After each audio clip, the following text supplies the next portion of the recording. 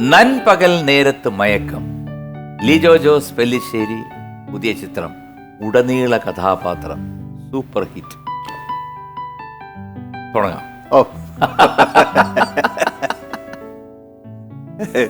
എങ്ങനെയാണ് അതിൻ്റെ ഒരു വരവും, എങ്ങനെ വന്നു? അതൊരു നല്ല എക്സ്പീരിയൻസ് ആയിരുന്നു. ആ കാര്യം അതിനകത്ത് കുറേ കാര്യങ്ങൾ പറയാനുണ്ട്. ആ വേറെ ഒന്നുമില്ല. അപ്പം ഇതിനകത്ത് ഈ മമ്മൂട്ടി കമ്പനി സിനിമയാണല്ലോ. ആ അപ്പം മമ്മൂക്കയുടെ കൂടെ ഒരു പടത്തിൽ അഭിനയിച്ചത് വാസ്തവത്തിൽ ഞാൻ 30 വർഷമായി. ആഫ്റ്റർ അമരമായിരുന്നു ലാസ്റ്റത്തെ പടം, അമരമായിരുന്നു. അപ്പം ഈ 30 വർഷത്തിന് ശേഷം ഒരു പടത്തിൽ ഗാനഗന്ധർവൻ എന്ന് പറഞ്ഞ സിനിമയിൽ അഭിനയിച്ചു. പക്ഷെ അത് കോമ്പിനേഷൻ പിഷാരല്ലേ, അത് കോമ്പിനേഷൻ ഉണ്ടായിരുന്നില്ല. പിന്നീട് ഈ ഒരുമിച്ചുള്ള സംഭവങ്ങളിലൊക്കെ വന്നത് ഈ നൻപകൽ നേരത്ത് മയക്കുക. കാരണം അതങ്ങനെ ഒരു കമ്പനിക്ക് അങ്ങനെ ഒരു ഓഫർ വന്നപ്പോഴേ സ്വന്തം ഞാൻ വാസ്തവത്തിൽ ഞെട്ടിപ്പോയി.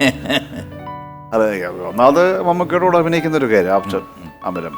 പിന്നെ ലിജോ ജോസ് പെല്ലിശ്ശേരി തീർച്ചയായിട്ടും. അപ്പോൾ ഇവർ വളരെ പ്രോമിസിംഗ് ആയിട്ടൊരു ഡയറക്ടറാണല്ലോ. അപ്പം പിന്നെ ആ ക്യാരക്ടറും വളരെ പ്രോമിനൻ്റ് ആയിട്ടൊരു ക്യാരക്ടറും മമ്മൂക്ക കഴിഞ്ഞാൽ പിന്നെ ഒരു പ്രോമിനൻസ് ഈ ഒരു കഥാപാത്രത്തിനുണ്ട്, ഉടനീളമുണ്ട്. അതുപോലെ ഒരു വളരെ ത്രില്ലിംഗ് ആയിരുന്നു, ഒരു അനുഭവമായിരുന്നു അത്. വളരെ നല്ല ഒരു ഷൂട്ടിംഗ് പഴനിക്കടുത്താണ്. പിന്നെ കുറച്ച് വേളാങ്കണ്ണി, കുറച്ച് പടത്തിന്റെ ടൈറ്റിൽ കുറച്ച് ഏതാനും കുറെ ഷോർട്സ് മാത്രം വേളാങ്കണ്ണി. ഞാൻ സത്യത്തിൽ ഇതിന്റെ കുറെ അറ്റം പറ്റമൊക്കെ കണ്ടുള്ളൂ. പിന്നെ ഇതിൽ പാട്ടുകളൊക്കെ പാട്ടില്ല. പക്ഷേ അതാണ് ഞാൻ ഒരു സംശയം എനിക്ക് തോന്നിയത്. പക്ഷേ പാട്ടുണ്ട്. പഴയ പടങ്ങൾ, പഴയ തമിഴ് പടങ്ങൾ. കാരണം ഇത് മലയാളം തമിഴും കൂടെ മിക്സ് ചെയ്തൊരു സിനിമയാണ്. എന്നാലും ശരി, ഒരു 75% തമിഴാണ് പടത്തിന്റെ. അത് തമിഴ്നാട്ടിൽ വന്നിരിക്കുമ്പോൾ അവിടുത്തെ തമിഴ് ആർട്ടിസ്റ്റുകളൊക്കെയാണ് അഭിനയിച്ചിരിക്കുന്നത്. നമ്മുടെ മലയാള ആക്ടേഴ്സും അതേ മലയാളികളായിട്ടുള്ളവർ അവിടെ പെട്ടുപോകുന്നതാണ്. അൺഎക്സ്പെക്റ്റഡ്ലി ഒരു സംഭവത്തിൽ പെട്ടുപോകുന്നതാണ്. അപ്പോൾ അവിടെ ഈ പടത്തിന്റെ റീമ്യൂസിക് എന്ന് പറയാൻ വയ്യ. പക്ഷേ ഒരു 50-60 കാലഘട്ടങ്ങളിലുള്ള സിനിമാ പാട്ടുകൾ. അത് പിന്നെ ദാസേട്ടൻ പാടിയ പാട്ട്, അന്നത്തെ 60-70 പാട്ട് ദാസേട്ടനൊക്കെ ഉണ്ട്. അതുപോലെ SPB, TM Soundararajan, P Susheela, background സ്കോറായിട്ട് പോവാണ്. അത് എവിടെയെങ്കിലും ചില കടയിരിക്കുമ്പം അന്നത്തെ പാട്ട് കേൾക്കുന്നു. പിന്നെ ഇതിന്റെ ബാക്ക്ഗ്രൗണ്ട് സ്കോറായിട്ട് ഇങ്ങനെ കണക്ട് ചെയ്യുന്നു. ചില പഴയ സിനിമയിലെ കുറേ സംഭവങ്ങൾ, അന്നത്തെ 60കളിലൊക്കെ സിനിമയിലെ കുറച്ച് സീനുകൾ അങ്ങനെ TV കാണുന്നത്. ഇത് ഈ പടം മുഴുക്ക കംപ്ലീറ്റ് ആയിട്ട് ഈ ഒരു മ്യൂസിക് അങ്ങനെ സംഭവം പോയിക്കൊണ്ടിരിക്കുക. ആ മ്യൂസിക്കും എന്ന് പറയുന്നത് ഈ പഴയ പടങ്ങളുടെയാണ്, പാട്ട് കൂടാതെ തന്നെ. അത് എനിക്ക് തോന്നുന്നത് നമ്മുടെ സിനിമയിൽ ഇങ്ങനെ ഇതൊരു നല്ലൊരു തോട്ടാണ്. നല്ല തോട്ടാണത്. അത് ഭയങ്കര നല്ല രസമായിട്ട് പുള്ളി ഇത് മേക്ക് ചെയ്തിട്ടുണ്ട്. അപ്പൊ എന്തുകൊണ്ട് ഒരു ഭാഗ്യം അല്ലേ? തീർച്ചയായിട്ടും അതൊരു ഭാഗ്യമായിട്ട് കരുതാണ് ഞാൻ. എത്ര 43 വർഷമായിട്ട് നിൽക്കുകയാണ്. അപ്പൊ ആദ്യത്തെ ചിത്രം എന്ന് പറയുന്നത് പെരുവഴി അമ്പലം 1979. പിന്നെ അതൊരു ചെറിയൊരു ആ രൂപം ഓർമ്മയുണ്ട്. സുന്ദരനായിരുന്നു. എല്ലാരും പറഞ്ഞു കേട്ടോ, ചേട്ടൻ എവിടെ നിന്ന് കിട്ടിയെന്ന് ചോദിച്ചു.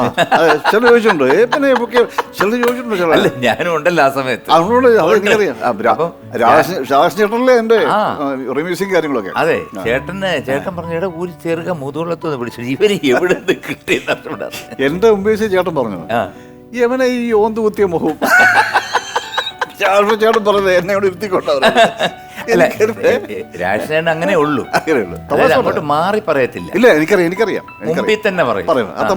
അത് ഏറ്റവും വലിയ രസം എന്ന് പറഞ്ഞു കഴിഞ്ഞാല് ഇവര് തമ്മിൽ MG രാജേഷനും പത്മരാജൻ ചേട്ടനും കൂടെ ഒരു പടത്തിന്റെ ഡിസ്കഷൻ. അപ്പൊ അന്ന് എന്ന് പറയുമ്പോഴത്തേക്ക് ഈ വിദേശ മദ്യം എന്ന് പറഞ്ഞു കഴിഞ്ഞാൽ ഭയങ്കര ഇതൊക്കെയാണ്, എന്താണ് വലിയൊരു സംഭവം. ഇന്ന് ആർക്കും വലിയൊരു പ്രശ്നമല്ല. അപ്പൊ ഈ കോണിയാക് എന്ന് പറഞ്ഞ ബ്രാൻഡി, അപ്പൊ അതിന് എഴുതുന്നത് COGNAC, അപ്പൊ വായിക്കുന്ന കൊഗ്നാക്ക് എന്നാണ്. അപ്പൊ ഒരു ദിവസം ഇവര് ഈ ചേട്ടൻ കമ്പോസിങ്ങിന് ഇരിക്കുന്നു, പത്മനാഭൻ ചേട്ടനുണ്ട്, ബാക്കി എല്ലാവരും ഉണ്ട്.